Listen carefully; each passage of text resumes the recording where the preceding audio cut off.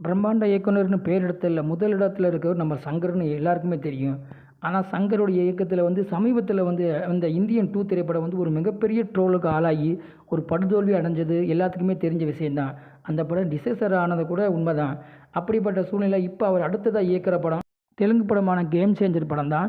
இந்த படம் pan India லெவல்ல வந்து வெளியாக இருக்குது. இந்த படம் பார்த்தீங்கன்னா, இந்தியன் 2க்கு முன்னாடி ரிலீஸ் ஆக வேண்டிய படம் தான். இந்த படம் வேகமா வேலை முடிஞ்சுட்டு வந்துருது. இந்த படத்தில எஸ்.ஏ. சூர்யா வந்து வில்லனா பண்றாரு. இந்தியன் 2 படம் வந்து படுதோல்வி அடைஞ்சதுனால, ஒரு மிகப்பெரிய வெற்றிய குடுத்தானுங்கிற கட்டாயத்தில சங்கர் இருக்கிறாரு. அதனால இந்த படத்தில சில காட்சிகள மாற்றி அமைத்தும், எல்லாமே வந்து பக்காவா பிளான் பண்ணி பண்ணிக்கிருக்கிறாரு. பாகுபலி திரைப்படம் மாதிரி இந்த படத்தில வந்து வில்லன் கேரக்டர் வந்து நின்னு பேசுற அளவுக்கு எஸ்.ஏ. சூர்யாவோட கேரக்டர் வந்து வடிவமைச்சிருக்கிறாரு. இத பத்தி வந்து சமீபத்தில ஒரு 2 காட்சிகளுக்கு எஸ்.ஏ. சூர்யா அவர்கள் வந்து டப்பிங் பேசி முடிச்சிருக்கிறாரு.